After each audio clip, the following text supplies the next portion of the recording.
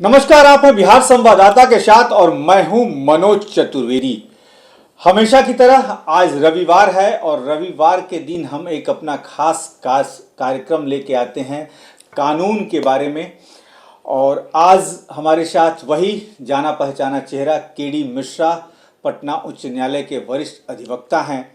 और आज हम जानेंगे उनसे कि दत्तक पुत्र जो लोग बच्चों को गोद लेते हैं, अडॉप्ट करते हैं, दत्तक पुत्र को लेने की प्रक्रिया क्या है और दत्तक पुत्र लेने के नियम क्या हैं, कहां से लेना चाहिए, फैमिली में से भी लेना है, किसी बच्चे को गोद लेना है तो उसकी क्या क्या प्रक्रिया अपनाई जाती है, हम आपके लिए लेके आए हैं।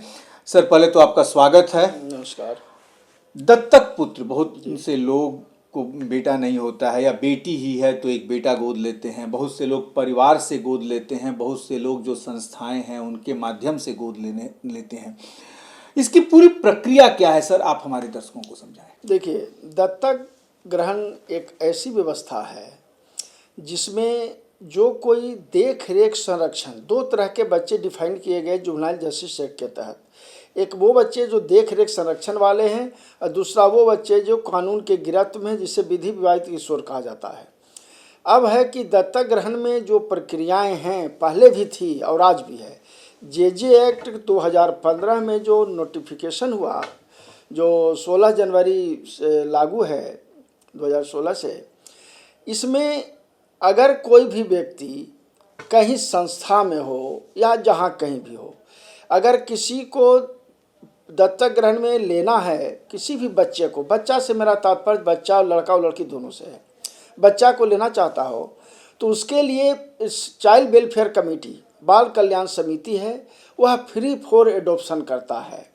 वह फ्री फॉर एडॉप्शन होने के बाद में आवेदन दाखिल होता है न्यायालय में और विधिवत प्रक्रिया के तहत, चूँकि लेने वाला व्यक्ति कैसा है, उसका आर्थिक स्थिति कैसा है, उसका एटमॉस्फेयर कैसा है, किस सोसाइटी से बिलोंग करता है, सारी चीज़ें देखा जाता है, चूँकि किसी के जीवन का सवाल है।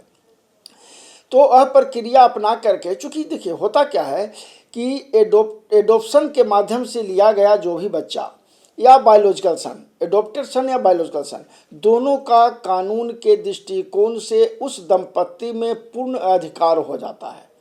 अगर हम एडॉप्शन की प्रक्रिया बिना अपनाए, आपने कहा, बड़ा बढ़िया कहा कि परिवार के माध्यम से या किसी को मिला किसी को दे दिया, रख लिया, तो इससे हमने उसी पे बिल्कुल बिल्कुल हम समझ रहे हैं। तो ऐसी स्थिति में अगर किसी ने किसी को फेंका हुआ मिला या किसी ने किसी को दे दिया या किसी को संतान नहीं है और वो अपने परिवार को दे दिया, तो दे देने मात्र से वो नहीं होता है उसका अधिकार उसमें सुनिश्चित, कारण कि बायोलॉजिकल सन, एडॉप्टेशन।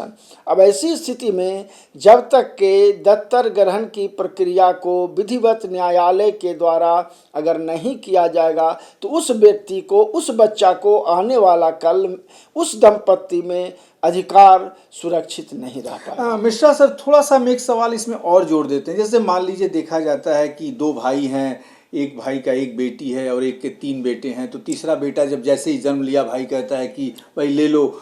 दूसरे भाई ने बेटे को पढ़ा वगैरह के सन ऑफ, अब दूसरे भाई का नाम उसके पिता पे चलने लगता है। तो उस क्षेत्र में क्या, मान लीजिए कि 15 साल बाद जिसने ले लिया है भाई के बेटे को गोद, उसका मन कहीं बदल जाता है, लेकिन सन ऑफ हर जगह लिखा हुआ है उसका, तो क्या उसको कानूनी अधिकार मिलेंगे उस बेटे को या नहीं मिलेंगे? जबकि लिखा है कि भाई मेरे पिता ये हैं, अपने पिता का नाम नहीं, बायोलॉजिकल पिता का नाम नहीं है, लेकिन जिस पिता ने पालन पोषण किया, गोद लिया, उसका नाम लिखा जा रहा है। इस क्षेत्र में क्या होगा, जरा जनता को क्लियर करें। बिल्कुल सीधा सवाल है कि अगर किसी का सन ऑफ लिख देने मात्र से, क्योंकि आज के साइंटिफिक रीजन है, बहुत सारे टेक्निकल हैं, चीज़ें हैं, कल हो करके 2 संतान में से एक को दे दिया और केवल सन ऑफ दे दिया तो कल हो करके डीएनए टेस्ट की बात आएगी, विवाद होता है। देखिए होता क्या है ना, संपत्ति के चलते विवाद आती है और वो संपत्ति में अधिकार उसका सुनिश्चित नहीं हो पाता है, विवाद होता है। फिर डीएनए टेस्ट होगा कि इसका नहीं है, फोर्जरी करके इसके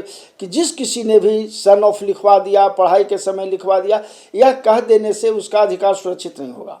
वह कह सकता है कि मेरे पिता हैं, लेकिन अगर जब तकनीकी बिंदु पर बातें जब उभर करके आएगी, राइट की बात आएगी प्रॉपर्टी में या जो कुछ में, तो ऐसी स्थिति में उनका अधिकार सुरक्षित नहीं है, बजाबते जब तक के दत्तक ग्रहण की प्रक्रिया को अपना करके वो उनको सुनिश्चित अधिकार नहीं करते हैं। मिस्टर सर, इसी के मैंने जब हमने इतना क्लियर आपने कर दिया तो एक सवाल और, बायोलॉजिकल पुत्र की आपने जो बात की, बहुत सा ये देखा गया है कि किसी महिला के किसी के पुरुष के साथ संबंध बने, उसके साथ एक बच्चा हो गया, महिला लोक लाज से छुपाई है, नाम नहीं रखी है, लेकिन पुरुष जो है वो यदि महिला से कहा कि नहीं ये मेरा बेटा नहीं, और महिला कहीं अपने इज्जत पे कि नहीं भाई ये आपका ही बेटा है, तो उस यदि प्रूफ ये हो जाता है कि ये इन्हीं का बेटा है, भले बाप का नाम उसको नहीं मिला है, माता नहीं पाला है, प्रूफ हो जाता है, तो इसमें क्या कानून ये अधिकार देता है उस बच्चे को सारे अधिकार जो है उस पिता के हिस्सेदारी में, जायदाद में मिलने का? देखिए, बायोलॉजिकल सन हो या इलिसिट रिलेशन से भी अगर बच्चा है तो उस व्यक्ति में जो पिता उसका है उसमें अधिकार सुनिश्चित है।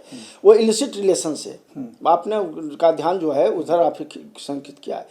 आप श्रीमान, सीधी सी बात है, अपने ही देश में दिवंगत एनडी तिवारी का मामला जो था, हाँ, उसमें उन्होंने प्रूफ किया कि यही मेरी इन्हीं का ही संतान है। दूसरी चीज, अगर कोई महिला चाहती है कि फादर नाम ना दे तो अपने नाम दे करके भी सर्टिफिकेट से लेकर के बर्थ सर्टिफिकेट से ले मैट्रिक तक के कहीं भी करवा सकती है। अब प्रश्न उठेगा पिता कौन, तो यह अगर चैलेंज होगा या बच्चा जानना चाहेगा, तो ऐसी स्थिति में अगर डिस्क्लोज होता है कि वही उसका फादर है, और ज्वलंत उदाहरण है एनडी तिवारी साहब का, उन्होंने उस उम्र में उतने बड़े जो उनके भी संतान जो उन्होंने चैलेंज किया, उसको पर न्यायपालिका ने विधि संगत आदेश भी पारित किया, न्याय मिला, तो उसमें उसका अधिकार, पिता में उसका अधिकार सुनिश्चित हो जाता है। चाहे बायोलॉजिकल सन हो या इलिसिट रिलेशन से भी अगर उत्पन्न संतान है और वो प्रूफ करता है कि हमारे पिता हैं, तो उनमें उनका अधिकार है प्रॉपर्टी में। तो आज के लिए इतना ही। और आप समझ गए होंगे कि अडॉप्टेड सन जो होते हैं, जो आप गोद लेते हैं बच्चे को, उनके क्या क्या अधिकार हैं और प्रक्रिया क्या है। हमारे उच्च न्यायालय के वरिष्ठ अधिवक्ता केडी मिश्रा ने बड़ी बारीकी से समझा दिया और सरल भाषा में समझा दिया। यदि आपको भी किसी सवाल की जानकारी चाहिए, आप भी चाहते हैं कि आपको कानूनी राय चाहिए, तो केडी मिश्रा का नंबर स्क्रीन पे चल रहा है, और यदि सवाल हैं तो आप हमारे चैनल के भी नंबर पे व्हाट्सएप अपने सवाल को लिख के कर सकते हैं। आज के लिए बस इतना ही, हमें दीजिए इजाज़त। नमस्कार।